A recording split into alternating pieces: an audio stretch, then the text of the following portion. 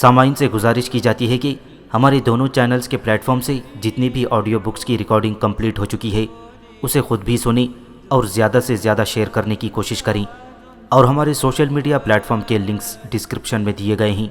ہمیں سبسکرائب اور فالو ضرور کریں تاکہ آپ کو ضروری اپڈیٹس ملتے رہیں، اور ہماری ٹیم کی فنانشیل سپورٹ کے لیے پیٹریون کی لنک ضرور چیک کریں۔ جزاک اللہ۔ بسم اللہ الرحمن الرحیم۔ ایپیسوڈ 67، تاریخ اسلام، جلد سوم، مصنف مولانا اکبر شاہ نجیب آبادی۔ خلافت اندلس، مسلمانوں سے پہلے اندلس کی حالت۔ جغرافیہ اندلس یورپ کے نقشے میں جنوب و مغرب کی جانب ایک نمایاں جزیرہ نما ہے، جس کے ذریعے یورپ کا بر اعظم افریقہ کے بر اعظم سے ملتا، یعنی اس جزیرہ نما کا جنوبی گوشہ مراکش کے شمالی گوشے سے بغل گیر ہو کر ایک خاکنائے بنانا چاہتا تھا کہ بحر روم یا بحر متوسط نے بحر ظلمات یا بحر اٹلانٹک سے مصافحہ کرنے میں سبقت لی، اور یورپ و افریقہ کے درمیان قریباً 10 میل کا فاصلہ رہ گیا۔ بحر متوسط اور خلیج بسکی ایک دوسرے کی طرف بڑھ کر اس جزیرہ نما کو جزیرہ بنانا چاہتے تھی، مگر جبل البرتاد یا کوہ پیرینیز کے سلسلے نے ایک دیوار اٹھا کر اس جزیرہ نما کو فرانس سے تو جدا کر دیا، لیکن جزیرہ نہ بننے دیا۔ یورپ کے اس جنوبی اور مغربی جزیرہ نما کو آئیبیریا، اسپین، ہسپانیہ، اندلس وغیرہ ناموں سے تعبیر کیا جاتا ہے، جس کا رقبہ 10 لاکھ مربع میل سے زیادہ ہے۔ پیداوار اور آب و ہوا۔ آب و ہوا یورپ کے تمام ملکوں سے بہتر یعنی معتدل اور زمین زراعت کے لیے زیادہ موزوں اور زرخیز ہے۔ شادابی و سرسبزی اور کثرت پیداوار میں یہ ملک شام و مصر سے مشابہ ہے۔ چاندی کی کانیں خاص طور پر مشہور اور دوسری قیمتی دھاتیں بھی اس ملک میں پائی جاتی ہیں۔ وادی الکبیر اور ٹیگس دو مشہور بڑے دریا بہتے ہیں۔ ان دریاؤں اور ان کے معاونوں نے اس جزیرہ نما کو تختہ گلزار بنانے میں کمی نہیں کی۔ اس جزیرہ نما کی شمالی سرحد پر خلیج بسکی اور جبل البرتات ہے، مشرق میں بحر روم یا بحر متوسط ہے، اور جنوب میں جبل التاریخ اور بحر ظلمات، اور مغرب میں بحر ظلمات ہے۔ صوبوں اور ولایتوں کی تفصیل۔ اس جزیرہ نما کے مشہور صوبوں اور ولایتوں کی تفصیل اس طرح ہے: گوشہ جنوب مغرب میں پرتگال، شمال و جنوب میں جلیقیہ کا صوبہ ہے، شمال میں استوریا، قسطلہ، ارغوان کے صوبے ہیں، اور شمال و مشرق میں قطلونیہ، مشرق میں اندلوسیہ کے صوبے ہیں۔ تلیتلا اندلس یا ہسپانیہ کے وسط میں ہے۔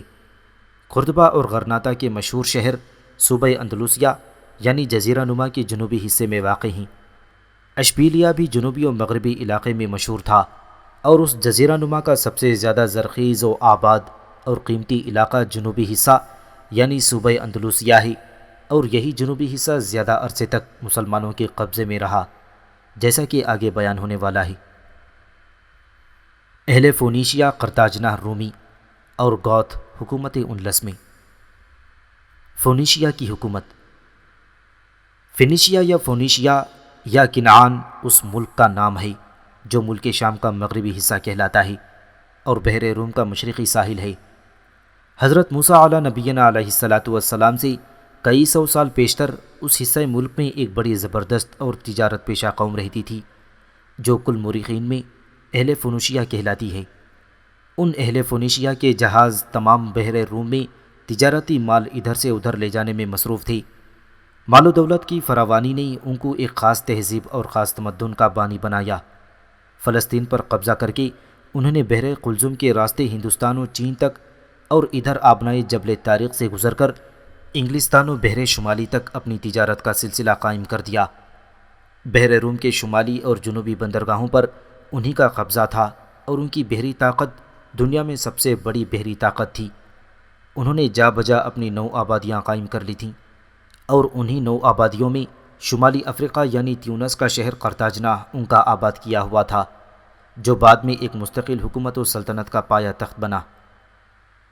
انہی آبادیوں میں ملک اندلس کے ساحلی مقامات پر ان کے آباد کیے ہوئے شہر و قصبے اور بندرگاہ تھی۔ رفتہ رفتہ ملک اندلس ان کی سلطنت کا ایک صوبہ بن گیا اور اہل فونیشیا یہاں حکومت کرنے لگی تھی۔ جب اہل فونیشیا کی حکومت و سلطنت میں زوال پیدا ہوا تو انہی کے بعض افراد نے قرطاجنہ یعنی تیونس میں ایک زبردست سلطنت کی بنیاد قائم کی اور اندلس میں سلطنت قرطاجنہ کا ایک صوبہ بن گیا۔ یہ لوگ آتش پرست و ستارہ پرست تھے۔ ان کی تہذیب اپنے زمانے میں لانظیر سمجھی جاتی تھی۔ اہل فونیشیا کے مقابلے میں اندلس پر اہل قرطاجنہ کا زیادہ اثر پڑا، اس لیے کہ ساحل شام کی نسبت قرطاجنہ اندلس سے زیادہ قریب تھا۔ اندلس میں رومی حکومت کا قیام۔ جب اٹلی کے شہر روم میں رومت الکبریٰ کی سلطنت قائم ہوئی تو اہل قرطاجنہ اور اہل روم کی ماری آرائیوں کا سلسلہ جاری ہو گیا۔ آخر رومیوں نے سلطنت قرطاجنہ کو برباد کر دیا اور اندلس میں رومیوں کی حکومت قائم ہوئی۔ رومیوں نے 500 سال تک اندلس میں حکومت کی۔ شہر روم سے اندلس کا حاکم بطور وائسرائے مقرر ہو کر آتا تھا اور سالانہ خراج اس ملک سے وصول کر کے دارالسلطنت روم میں بھیجتا تھا۔ جس طرح بحر روم اور اس کے ساحلی ملکوں کی حکومت اہل فونیشیا کے ہاتھ سے نکل کر اہل قرطاجنہ کے ہاتھ میں آئی تھی، اسی طرح اہل قرطاجنہ سے اہل روم کے قبضے میں پہنچی۔ گوتھوں کی حکومت۔ سلطنت روم پر عیسوی مذہب قبول کر لینے کے بعد 40 عیسوی کے قریب 2 مصیبتیں نازل ہوئیں۔ اول یہ کہ قوم گوتھ نے، جو مغلوں سے مشابہ تھی، وسطی اور مشرقی یورپ سے خروج کر کے حملے شروع کر دیے تھے۔ اس پر رومیوں کی عیش پرستی قوم گوتھ کی جفاکشی کا مقابلہ نہیں کر سکتی تھی، اس لیے اس لٹیرے گروہ نے رومی سلطنت کے چول ڈھیلے کر دیے۔ انہی ایام میں رومی سلطنت 2 حصوں میں تقسیم ہو کر ایک دارالسلطنت تو شہر روم ہی رہا اور دوسری مشرقی سلطنت کا دارالحکومت قسطنطنیہ مقرر ہوا۔ گوتھوں کے اس لٹیرے گروہ نے دین عیسوی کو اس طرح قبول کیا جیسے ترکوں کے ایک گروہ بنی سلجوق نے اسلام قبول کر لیا تھا۔ بنی سلجوق جس طرح اسلام قبول کر لینے کے بعد ہی بہت جلد اپنی حکومت قائم کر سکے تھے، اسی طرح قوم گوتھ نے عیسوی مذہب قبول کر لینے کے بعد فرانس کی جانب سے کوہ برتات یا کوہ پیرنیس تک عبور کرتے چلے گئے اور جزیرہ نما ہسپانیہ پر قبضہ کر لیا۔ گوتھوں کے ایک حصے نے مشرق میں اپنی حکومت قائم کر لی اور ایک حصے کی حکومت مغرب میں اندلس کے اندر قائم ہو گئی۔ جس طرح رومی سلطنت کے 2 ٹکڑے ہو کر مشرقی روم اور مغربی روم کی سلطنتیں قائم ہو گئی تھیں، اسی طرح گوتھوں کی بھی 2 سلطنتیں مشرقی گوتھ اور مغربی گوتھ کے نام سے قائم ہوئیں۔ مغربی گوتھ کو چونکہ حکومت اور مذہب ساتھ ہی ساتھ ملے تھے، اس لیے انہوں نے عیسائی مذہب قبول کر لینے کے بعد بھی اپنے آپ کو روم کے مذہبی پیشوا کا ماتحت و محکوم نہیں رکھا، بلکہ اندلس کے عیسائی پوپ روم کی سیادت سے آزاد اور اپنی مذہبی معاملات میں خود مختار رہے۔ حکومت گوتھ مذہب کی کچھ زیادہ پابند نہ تھی اور اس نے عیسویت کو سیاسی مصلحت سے ہی قبول کیا تھا، لیکن رفتہ رفتہ عیسائیت کو جس طرح یورپ کے دوسرے ممالک میں فروغ ہوتا گیا، اسی طرح اندلس میں بھی پیشواؤں کا اثر و اقتدار ترقی پذیر رہا۔ آخر چند روز کے بعد نوبت یہاں تک پہنچی کہ پادری لوگ بادشاہ کے انتخاب اور تخت نشینی کے مراسم ادا کرنے میں خوب دخیل ہو گئے ہیں اور ان کی طاقت کا توڑنا بادشاہ کے لیے آسان کام نہ رہا۔ حکومت گوتھ اندلس میں 500 عیسوی کے قریب مکمل طور پر قائم ہوئی تھی۔ 200 سال تک گوتھ حکومت اندلس میں قائم رہی۔ اس عرصے میں اندلس کے اندر گوتھیوں کی جنگجوئی، خونخواری، عیش و راحت اور زیب و زینت کے شوق سے تبدیل ہو گئی تھی۔ اہل فونیشیا اور قرطاجنہ دونوں آتش پرست اور ستارہ پرست تھی۔ دونوں میں عیش و راحت اور ظاہری زیب و زینت کا شوق موجود تھا، لہٰذا اہل اندلس اپنے حکمرانوں سے متاثر ہوئے اور یہ چیزیں ان میں موجود ہو گئیں۔ اس کے بعد رومیوں کی حکومت میں عیش و نشاط کے رواج نے خوب ترقی کی۔ گوتھ حکومت اگرچہ خود اپنے ساتھ سپاہیانہ اور جنگجویانہ خصائل لائی تھی، لیکن اہل ملک کے اثر نے حاکموں کو چند روز کے بعد اپنے رنگ میں تبدیل کر لیا۔ چونکہ گوتھ خود اپنا کوئی تمدن، اخلاق اور اعلیٰ معاشرت نہ رکھتے تھی، لہٰذا وہ جب اہل اندلس سے متاثر ہوئی تو عیش و نشاط سے بھی بے بہرا نہ رہی۔ بہرحال اندلس بہت سی تہذیبوں کا مجموعہ تھا، ساتھ ہی ساتھ وہ ہر قسم کی ترقیات اور اس زمانے کے علوم سے بے بہرا نہ تھی۔ مذہب عیسوی کے رواج اور نشو و نما نے اپنا کافی اثر اس ملک پر ڈالا تھا۔ پھر 700 عیسوی کے بعد گوتھ حکومت کا بھی اس ملک میں خاتمہ ہو گیا اور ایک مشرقی قوم نے ایرانیوں، رومیوں، شامیوں، مصریوں، یونانیوں کی حکومتوں ہی کو نہیں بلکہ ان ملکوں کی مشہور تہذیبوں اور مذہبوں کو بھی پامال کرتے ہوئے اس ملک میں داخل ہو کر بت پرستی اور عیسویت کی جگہ توحید کا علم بلند کیا اور اسلامی حکومت قائم کی، جس کی تفصیل آگے آتی ہے۔ گوتھ حکومت کا خاتمہ۔ گوتھ سلطنت میں امتداد زمانے کے ساتھ ہی ساتھ مذہبیت ترقی کرتی گئی۔ وہاں علیحدہ مذہبی مرکز یعنی چرچ قائم تھا۔ قانون سلطنت میں تنگ دلی خوب داخل ہو گئی تھی، جس کا نتیجہ یہ تھا کہ ان لس کے یہودی دم بدم ذلیل ہوتے گئے۔ یہودیوں کو عیسائی اپنا غلام سمجھتے تھے، ان کی جائیدادیں زبردستی چھین لی جاتی تھیں، ان سے ہر قسم کی خدمت لی جاتی تھی اور ان کا مرتبہ حقوق کے اعتبار سے چوپایوں کے قریب پہنچا دیا گیا تھا۔ حالانکہ گوتھوں کی حکومت کے ابتدائی زمانے میں یہودیوں کی ایسی ذلیل و مستقیم حالت نہ تھی۔ بت پرستی کے تمام اوہام باطلہ انلس کے عیسائیوں میں موجود تھے۔ تہذیبی، شائستگی، علوم و فنون اور تجارت کے اعتبار سے یہودیوں کو عیسائیوں پر فضیلت حاصل تھی۔ عیسائی عام طور پر عیش پرست اور تن آسان تھے، مگر یہودیوں میں جفاکشی موجود تھی۔ چونکہ یہودی تعداد میں کم تھے اور حکومت بھی عیسائیوں کی تھی، لہٰذا وہ اپنی تجارت کے لیے کوشش نہیں کر سکتے تھے۔ پادری لوگ معاملات سلطنت میں اس قدر زیادہ دخیل ہو گئے تھے کہ بادشاہ ان کے خلاف کوئی کام کرنے کی جرت نہیں کر سکتا تھا۔ بڑی بڑی جاگیریں اور زرخیز علاقے پادریوں کے قبضے میں تھے اور خود پادریوں کے مکان پری خانے بنے ہوئے تھے۔ عیش و عشرت کے تمام سامان اور بدمستیوں کے تمام نظارے پادریوں کی مجلسوں میں دیکھے جاتے تھے، لیکن کسی کو یہ مجال نہ تھی کہ ان کے مذہبی اقتدار کا مقابلہ کر سکے۔ پادریوں کے فتوے بڑے بڑے عالی جاہ اور صاحب ستوت لوگوں کو سرنگوں کر سکتے تھے۔ ایک ایک پادری کے پاس 100 اور 200 بربری غلاموں کا موجود ہونا تو معمولی بات تھی، ان کے احکام کا کہیں اپیل نہ ہو سکتا تھا۔ گوتھ سلطنت کا دارالحکومت تلیتلا تھا۔ تلیتلا میں اسقف اعظم پادری، جو چرچ ہسپانیہ کا صدر اعظم تھا، رہتا تھا۔ اسقف اعظم کے حقوق میں یہاں تک ترقی ہو چکی تھی کہ وہ بادشاہ کی معزولی کا فرمان بھی صادر کر سکتا تھا۔ دوسرے لفظوں میں یہ کہا جا سکتا ہے کہ انلس میں خالص عیسوی حکومت قائم تھی۔ لرزیق کی تخت نشینی۔ 7ویں صدی عیسوی کے آخری عشرے میں اپنی شان و شوکت اور وسعت سلطنت کے اعتبار سے گوتھ سلطنت اپنے عروج کمال کو پہنچ چکی تھی۔ تمام بحر روم پر ان کی سیادت مسلم تھی۔ جزیرہ نما ہسپانیہ کے سوا بحر روم کے اکثر جزائر بھی انہی کے زیر اقتدار اور زیر حکومت تھی۔ افریقہ کے شمالی ساحل پر بھی ان کا قبضہ بعض مقامات پر قائم تھا۔ بحر روم کے مشرقی ساحل پر بازنطین یعنی رومی حکومت بڑے شان و شوکت کے ساتھ قائم تھی۔ جس زمانے میں مسلمانوں نے رومیوں کو ملک شام و فلسطین و مصر سے خارج کر دیا تھا، اس زمانے میں گوتھ قوم کا بادشاہ ویٹیزا تلیتلا پر برسر حکومت تھا۔ ویٹیزا نے جب یہ دیکھا کہ پادریوں نے تمام سلطنت پر اپنا اثر و اقتدار قائم کر کے مخلوق خدا کو ستانے میں بڑی قساوت قلبی کا اظہار کیا ہے اور یہودیوں کے ساتھ ان کا ظالمانہ برتاؤ انسانیت کے خلاف ہے، تو اس نے عیسائیوں یعنی پادریوں کے اقتدار کو توڑنے اور کم کرنے کی کوششیں شروع کر دیں۔ پادریوں نے اس بات سے واقف ہو کر ویٹیزا کے معزول کرنے کی تجویز کی اور اس پر یہ الزام لگایا کہ وہ یہودیوں کا خیر خواہ ہے۔ یہودیوں کی خیر خواہی ایسا ناقابل عفو جرم تھا کہ پادریوں کو ویٹیزا کے معزول کرنے میں بہت زیادہ دقت پیش نہ آئی۔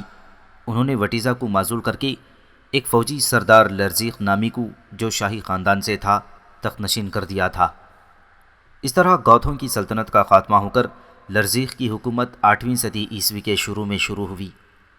لرزیق ایک کار آزمودہ سپہ سالار اور 70-80 سال کا تجربہ کار شخص تھا، اور چونکہ پادریوں کی حمایت بھی اس کے شامل حال تھی، لہذا قدیم شاہی خاندان کے مجروح کرنے اور لرزیق کی حکومت کے قائم ہونے میں کوئی دقت اور پریشانی بھی رونما نہ ہوئی۔ لرزیق نے تخت نشین ہو کر نہایت اطمینان اور پوری طاقت کے ساتھ حکومت شروع کی اور پادریوں کے اقتدار میں کسی قسم کا فرق نہ آنے پایا۔ اندلس پر مسلمانوں کے حملے کے محرکات۔ افریقہ یعنی موروکو کے شمالی ساحل پر قلعہ سبتا یا سوتا ابھی تک عیسائیوں کے قبضے میں تھا۔ اس قلعے کا قلعےدار ایک شخص کاؤنٹ جولین نامی تھا، جس کو عربی مورخ بالیان کے نام سے یاد کرتے ہیں۔ جولین ایک یونانی سردار تھا اور قیصر قسطنطنیہ کی طرف سے مامور تھا۔ قیصر کے تمام مقبوضات افریقہ مسلمانوں کے قبضے میں آ چکے تھی، صرف یہی ایک قلعہ باقی تھا جو صلح کے ذریعے جولین کے قبضے میں چھوڑ دیا گیا تھا۔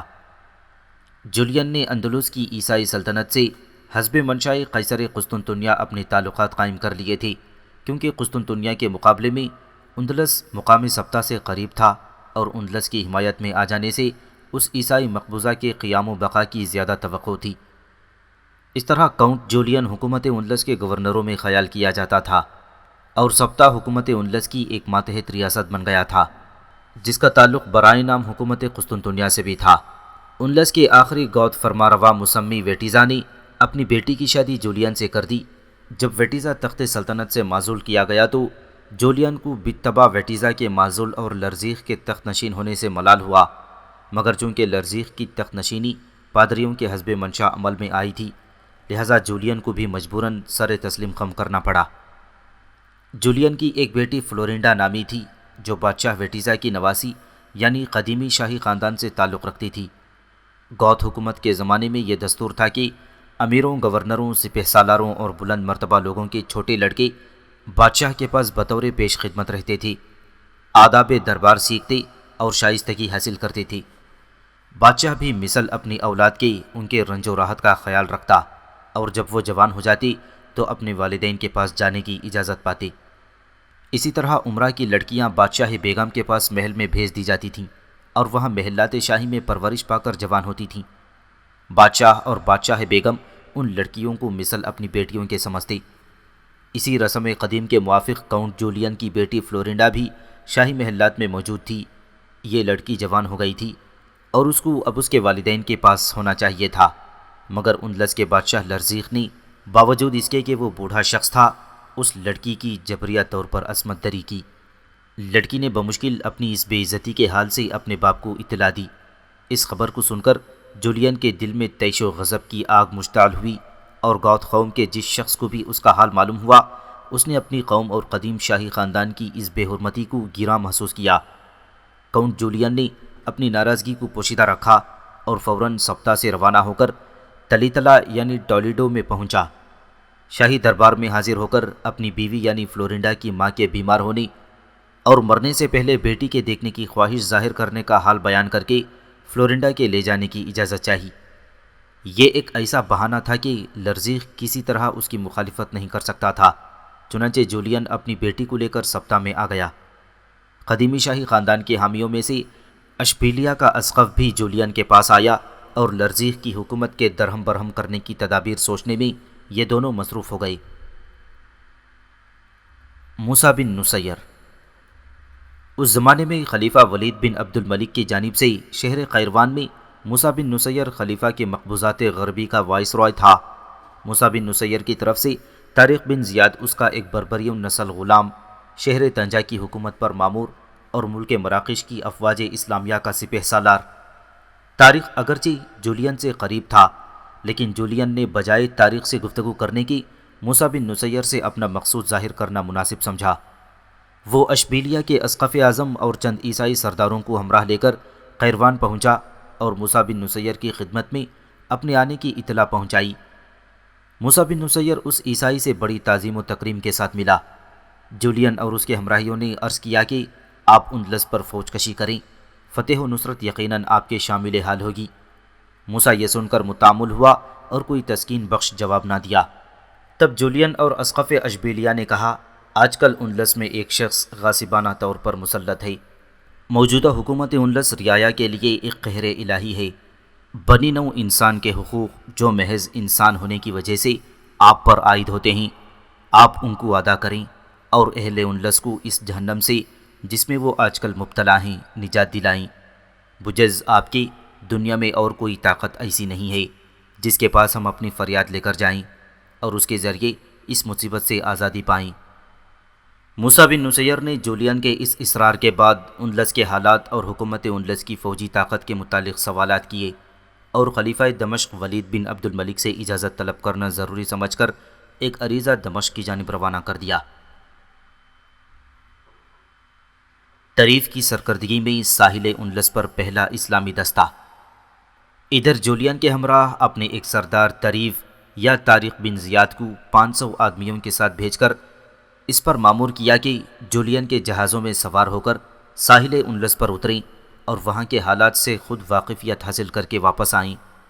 چنانچہ طریف اپنے ہمراہیوں کے ساتھ 92 ہجری میں اندلس کے ساحل پر یعنی اندلس کی جنوبی راس کے مشرقی کنارے بندرگاہ جزیرہ پر اترا اور معمولی لوٹ مار کے بعد سالماً غائماً واپس آیا، اور تھوڑے ہی دنوں میں خلیفہ کے دربار سے اجازت آ گئی جس میں کمال حزم و احتیاط کے ملحوظ رکھنے کی تاکید کی۔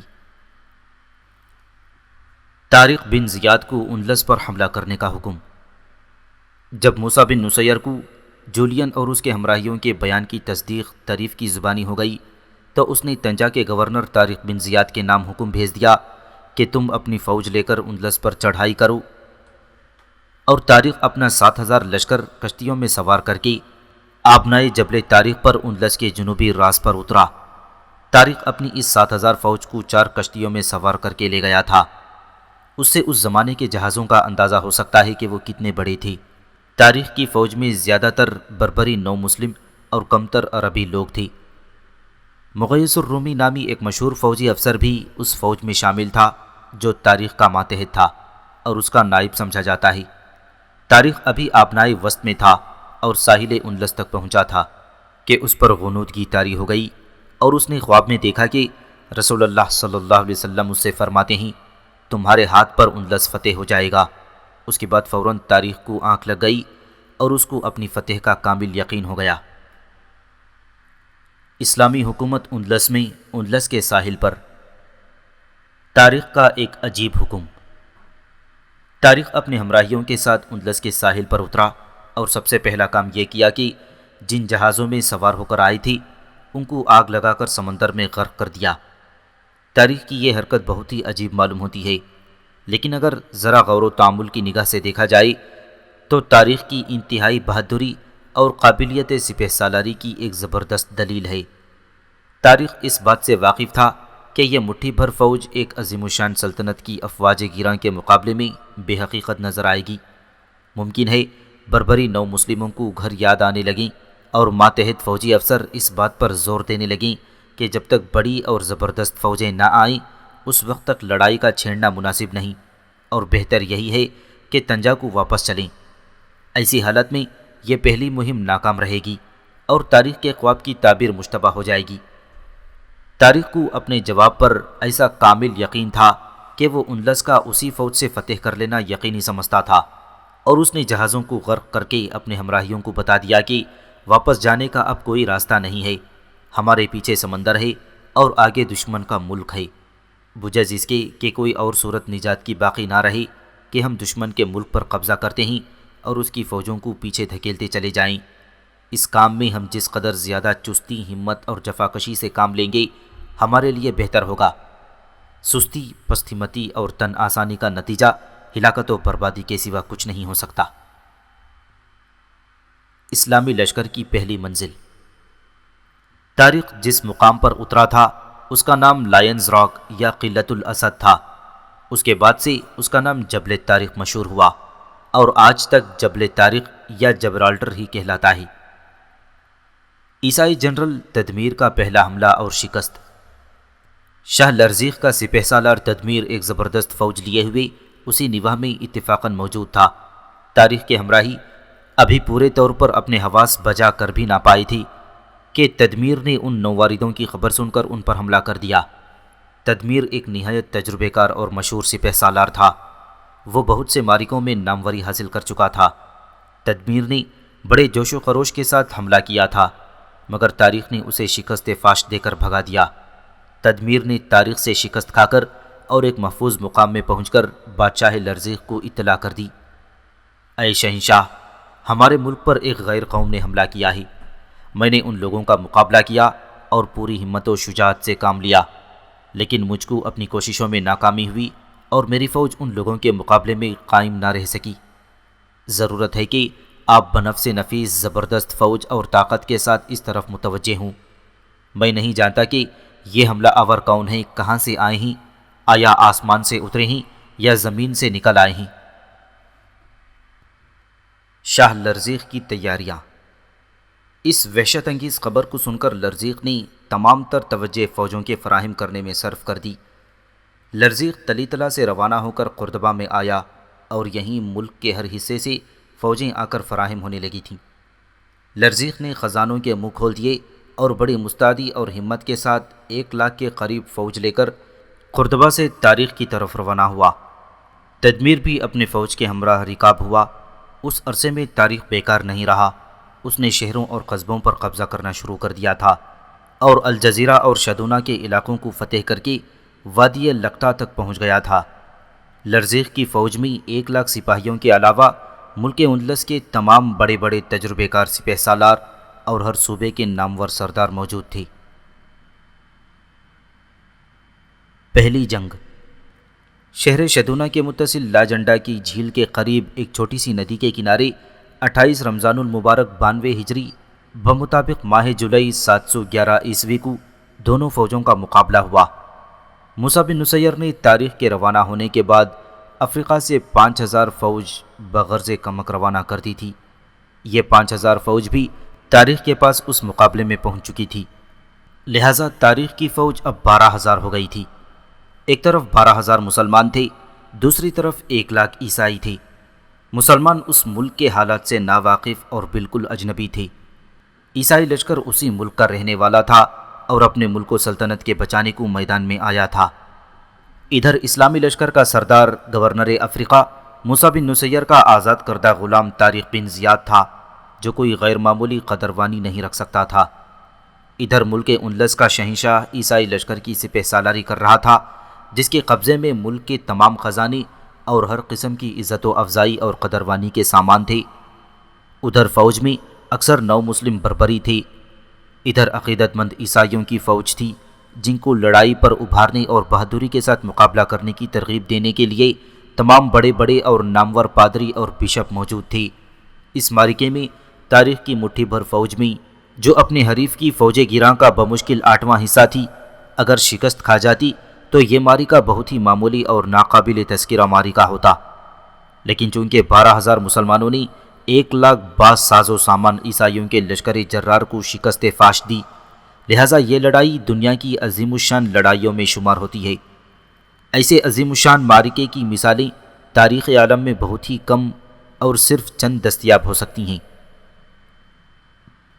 ایک ہفتے تک دونوں فوجیں ایک دوسرے کے بمقابل خیمہ زن رہیں۔ طارق بن زیاد نے جس وقت لرزیق شہنشاہ ہسپانیہ کے لشکر عظیم کے بمقابل اپنی مٹھی بھر فوج کی صفیں درست کیں، تو اپنے ہمراہیوں کو مخاطب کر کے ایک ولولہ انگیز تقریر کی، جو ایمان والوں کو استوار اور پائے استقلال کو مضبوط کرنے والی تھی۔ تاریخ کی اس تقریر نے مسلمان بہادروں کے دوران خون کو بڑھا دیا اور شوق شہادت نے الفت دنیا اور محبت زن و فرزند کو دلوں سے مٹا دیا تھا۔ اس کے بعد معرکہ کارزار گرم ہوا۔ ادھر سے ہائے اور ہو کا شور و غل تھا، ادھر سے تکبیر کی آواز تھی جو دشمنوں کے دل کو دہلاتی اور مسلمانوں کے دلوں کو بڑھاتی تھی۔ با پیکار کاری کا تکبیر کرد، با پیکار کاری کا تبدیر کرد، نہ شمشیر کرد ون تیر کرد۔ عیسائی لشکر کا بڑا حصہ زرہ پوش سواروں پر مشتمل تھا، لیکن اسلامی فوج سب پیدل تھی۔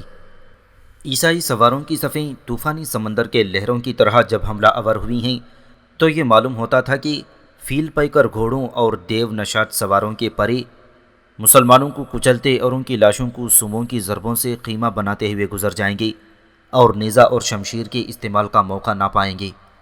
لیکن جس وقت یہ آہن پوش متلاطم سمندر جمعیت اسلامی کے پہاڑ سے ٹکرایا ہے تو معلوم ہوا ہے کہ بھیڑوں کی کثرت شیروں کی قلت پر غلبہ پانے کے لیے حملہ آور ہوئی تھی۔ اسلامی تلواروں کی بجلیاں چمکیں اور عیسائی افواج کی گھٹائیں کچھ تو خاک و خون میں لتھڑی ہوئی لاشوں کی شکل میں تبدیل ہو گئیں اور اکثر لقاہائے ابر کی طرح پاش پاش ہو کر متحرک و مفرور نظر آنے لگیں۔ تکبیر کے پرہیبت نعرے دم بدم میدان کے شور و غل پر غالب ہو جاتے تھے کہ شمشیر زنوں کی تیز دستی اور نیزہ بازوں کی چستی نے اس معرکے کی عظمت کو مورخین عالم کے لیے ایسے بلند مقام پر پہنچا دیا کہ ربع مسکون کے ہر حصے اور دنیا کی ہر ایک قوم نے حیرت کی نگاہوں سے اسلامی جوش کے اس نظارے کو دیکھا۔ میدان جنگ سے لرزیق کی فراری۔ شاہ لرزیق یعنی عیسائی افواج کا سپہ سالار اعظم اپنی تمام تجربے کاری، بہادری اور شہرت کو عیسائی مقتولوں کے ساتھ خاک و خون میں ملا کر اور اپنی جان کو عزت سے زیادہ قیمتی سمجھ کر تاریخ کے مقابلے پر اپنے دیو ہیکل سبز گھوڑے کو قائم نہ رکھ سکا، پیٹھ پھیر کر سراسیمگی کے عالم میں بھاگا۔ چند ساعت پیشتر جو شخص جزیرہ نما ہسپانیہ کا شہنشاہ، 1,00,000 جرار فوج کا سپہ سالار اور تمام پادریوں کا محبوب تھا، وہ سراسیمگی کی حالت میں اس طرح بھاگتا ہوا نظر آیا کہ دوسرے فراریوں کے پیچھے چھوڑ کر آگے نکلنے کی کوشش کرتا تھا، اور آپ دھاپ میں کسی کو اتنا ہوش نہ تھا کہ اپنے شہنشاہ کے لیے فرار میں سہولت پیدا کرے۔ عیسائی فوج کے شکست کے اسباب۔ خلاصہ کلام یہ ہے کہ عیسائی لشکر کو شکست اور قلیل التعداد مسلمانوں کو فتح مبین حاصل ہوئی۔ عیسائیوں کی اس شکست فاش کا سبب عیسائی لشکر کی بزدلی نہیں سمجھنا چاہیے، لیکن مسلمانوں کی غیر معمولی اور حیرت انگیز بہادری اور جفاکشی اصل سبب تھا۔ اگر عیسائی لشکر کی بزدلی اس شکست کا سبب ہوتا تو بڑے بڑے سردار، شہزادے اور پادری اور کثیر التعداد مقتولوں کی لاشوں میں شامل نظر نہ آتے۔ ہنگامہ جنگ کی زود و خورد کے فرو ہونے کے بعد تمام میدان جنگ لاشوں سے پٹا پڑا تھا۔ عیسائی مقتولوں کی صحیح تعداد تو نہیں بتائی جا سکتی، لیکن یہ ضرور ہوا کہ اس لڑائی کے ختم ہوتے ہی تمام اسلامی لشکر جس کے پاس کوئی گھوڑا نہ تھا، سواروں کے رسالوں کی شکل میں تبدیل ہو گیا تھا۔ یہ گھوڑے جو تمام مسلمانوں کے لیے کافی تھے، انہی عیسائی سواروں کے تھے جو میدانی جنگ میں مسلمانوں کے ہاتھ سے مقتول ہوئے۔ اگر یہ سوار چاہتے تو مقتول ہونے سے پیشتر فرار ہو سکتے تھے۔ 1 ہفتے تک میدانی جنگ میں مسلمانوں کی قلت تعداد عیسائی لشکر سے پوشیدہ نہ تھی۔ اس عرصے میں عیسائیوں کو ہر قسم کا سامان بھی پہنچ رہا تھا، ان کی تعداد بھی ترقی کر رہی تھی، لیکن مسلمانوں کی حالت اس اجنبی ملک میں اس کے بالکل برخلاف تھی۔ عیسائیوں کی ہمتوں میں یقیناً مسلمانوں کی قلت تعداد نے اضافہ کیا ہوگا۔ یہ لڑائی صبح سے شام تک جاری رہی تھی۔ اس عرصے میں طرفین کو اپنے حوصلے پورے کرنے اور پورا زور صرف کر دینے کا بخوبی موقع ملا تھا، مگر نتیجے نے بتا دیا ہے کہ جس طرح مسلمانوں نے 8 گنا تعداد کے دشمنوں کو نیچا دکھایا، اسی طرح 10 گنا تعداد کو بھی شکست فاش دے سکتے ہیں۔ ہسپانیہ کی گوتھ سلطنت ایک طرف فرانس اور دوسری طرف اٹلی کی رومی سلطنت کو جنگ آزمائی میں نیچا دکھاتی رہی تھی۔ براعظم یورپ پر اس کا رعب طاری تھا۔ ہسپانیہ کے سپہ سالاروں نے ہمیشہ میدانوں میں بہادری اور فتح مندی کے گھوڑے دوڑائے تھے، لیکن غازیان اسلام کے مقابلے میں وہ اسی طرح مغلوب و کمزور ثابت ہوئے جس طرح یرموک کے میدان میں ان کے ہم مذہب قلیل التعداد مسلمانوں سے شکست یاب ہو کر مفرور یا مغلوب ہوئے تھے۔ مسلمانوں کو یہ فتح 5 شوال 92 ہجری بمطابق 711 عیسوی میں حاصل ہوئی۔ اسی تاریخ سے اندلس میں اسلامی حکومت کی ابتدا سمجھنی چاہیے۔ طارق بن زیاد نے اسی روز فتح کی خوشخبری پہنچانے کے لیے امیر موسیٰ بن نصیر کے پاس قاصد روانہ کیا اور خود لشکر اسلام کے دستوں کو ارد گرد روانہ کر کے صوبہ اندلسیہ کی فتح کے مکمل کرنے میں مصروف ہوا۔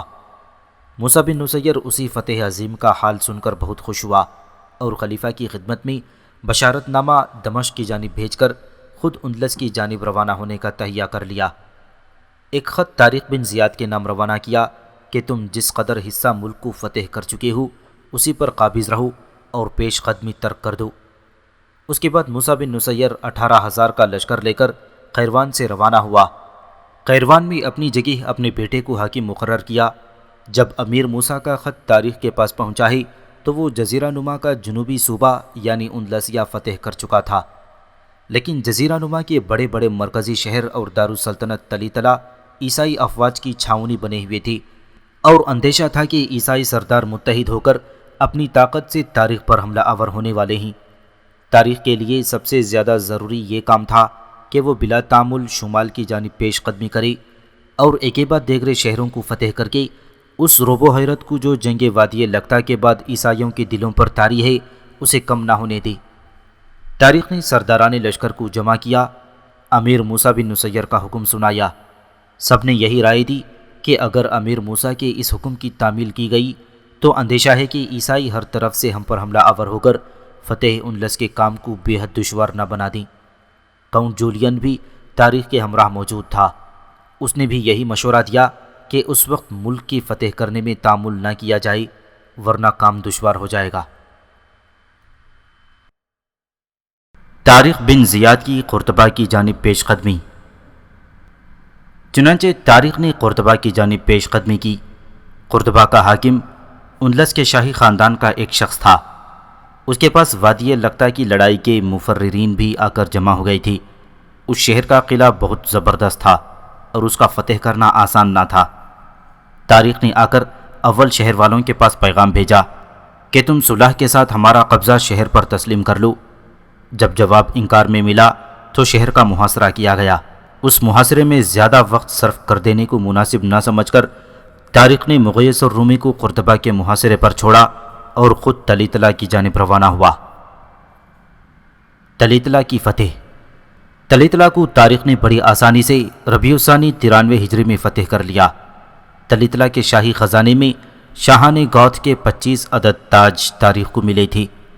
ہر ایک تاج پر بادشاہ کا نام اور مدت سلطنت لکھی ہوئی تھی، یعنی اس وقت تک 25 بادشاہ ایک بعد دیگرے گوتھ خاندان کی حکومت کر چکے تھے۔ ہر ایک بادشاہ کے لیے نیا تاج بنایا جاتا تھا اور فوت شدہ بادشاہ کا تاج خزانے میں رکھ دیا جاتا تھا۔ طلیطلہ میں بھی طارق نے قیام نہیں کیا، بلکہ وہ اندلس کے انتہائی شمالی صوبوں تک شہروں کو فتح کرتا چلا گیا۔ ادھر مغیث الرومی نے چند روزہ محاصرے کے بعد قرطبہ اور اس کے نواح کو فتح کر لیا۔ اس طرح طارق بن زیاد نے جنوب سے لے کر شمال تک کا جزیرہ نما اندلس کا درمیانی حصہ فتح کر لیا۔ مشرق اور مغرب کی جانب کے صوبے باقی رہ گئے تھے۔ موسیٰ بن نصیر اندلس میں۔ اسی اثنا میں امیر موسیٰ بن نصیر اندلس میں مع اپنی فوج کے داخل ہوا۔ کاؤنٹ جولین کو طارق صوبہ اندلوسیہ کے انتظام پر چھوڑ گیا تھا۔ سب سے پہلے کاؤنٹ جولین نے امیر موسیٰ کا استقبال کیا اور اسے طارق سے اس لیے ناراض دیکھ کر کہ طارق نے حکم کے خلاف پیش قدمی کیوں کی، مؤدبانہ عرض کیا کہ ابھی بہت سے ضروری شہر اور مغربی صوبے باقی رہ گئے ہیں۔ آپ طلیطلہ جانے کے لیے مغربی جانب کا راستہ اختیار کریں اور راستے کے تمام شہروں کو فتح کرتے ہوئے جائیں تو خطرہ بالکل دور ہو جائے گا۔ موسیٰ بن نصیر نے اسی رائے پر عمل کیا اور طلیطلہ تک شہروں کو فتح کرتا چلا گیا۔ امیر موسیٰ کے والد اندلس ہونے کی خبر سن کر طارق بھی طلیطلہ کی جانب واپس ہوا اور طلیطلہ میں موسیٰ و طارق کی ملاقات ہوئی۔ موسیٰ نے طارق بن زیاد کو حکم کی تعمیل نہ کرنے پر زجر و توبیخ کیا اور چند روز کے لیے طارق بن زیاد کو قید بھی کر دیا تھا۔ مدعا یہ تھا کہ نہ صرف طارق بلکہ سرداروں کو بھی یہ معلوم ہو جائے کہ ماتحت کے لیے افسر کی حکم کی تعمیل کرنا کس قدر ضروری ہے۔